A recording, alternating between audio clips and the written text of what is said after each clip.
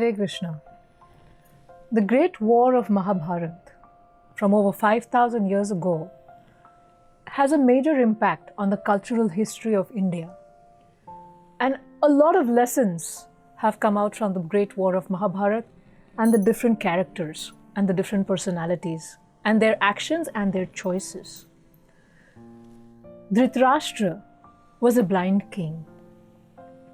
His minister gave him a lot of good counsel from various different angles that how he should try his best to avoid the war. However, Dhritarashtra, he wanted to get the entire kingdom for himself and his sons, and therefore he did not want to avoid the war. He wanted to do everything that it took to get the kingdom with him, with his family. Vidura, his minister, and an extremely good mentor for all people for all times to come, a very wise person, at one time told Dhritarashtra that one should try their best to get rid of the enemy as soon as possible. And by getting rid of the enemy, he didn't mean killing them in war, but by finding a path that is so different that you wouldn't ever have to face an enemy in his life. And Vidura said that the joy that one gets in receiving a boon, in getting their desires fulfilled, in having a child, in getting a kingdom as a gift, the joy of all these four things put together is equivalent to the joy and the happiness that one feels when there is no enemy behind their back. Vidura tried to explain this to Dhritarashtra.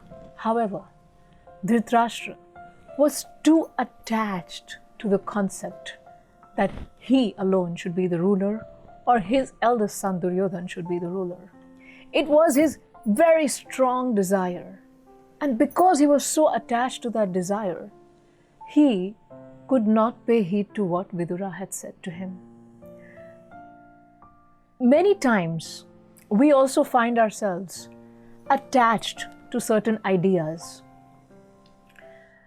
The test of whether those ideas are helpful for us is when we know that when we have these ideas, is it bringing peace and happiness for us? Is it making us joyful? Are we having a good night's sleep by having these concepts and patterns of thinking and these desires in our heart? Or is it causing us a lot of grief? Is it leading to sleepless nights? Is it leading to a lot of difficult feelings throughout the day? When we see that the negative is happening, then we want to learn the lesson from the hawk. There was once a hawk who had gotten some meat in her mouth, and she was a little weaker hawk. As soon as the stronger hawks saw her flying with the meat, they started flying after her and fighting with her to get the meat. And she realized that holding on to this meat is now going to be the reason for my death, because these hawks are going to kill me to get this meat. So she immediately drops that piece of meat from her mouth. And all the hawks, they're not after her, they're after that piece of meat that she's holding in her mouth. And all of those hawks, they go down and they pounce on the meat. By detaching herself from the desire of having that meat and having the confidence that she would find something to eat somewhere else, the hawk experiences great peace and happiness.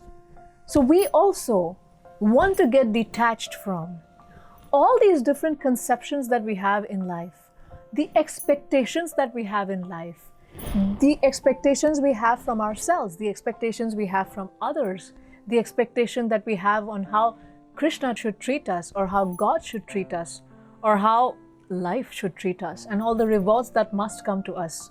So all these expectations, if we can learn how to detach ourselves from them, then there is a lot of peace that comes and a lot of happiness that one experiences just by detaching oneself from the outcome. Now, does that mean we don't work hard? Does that mean we don't try to achieve our goals? No, but we just learn how to be detached from the outcomes. And when we do that, we experience immense happiness and peace, just like the hawk. So it's our choice. Do we want to be detached like the hawk, or do we want to be attached like Dhritarashtra, who right from beginning of the war to during the war, his only question was, what were my sons doing? What were Pandu's sons doing? And he was so full of anxiety and so disturbed all the time. So the choice is yours. Hare Krishna.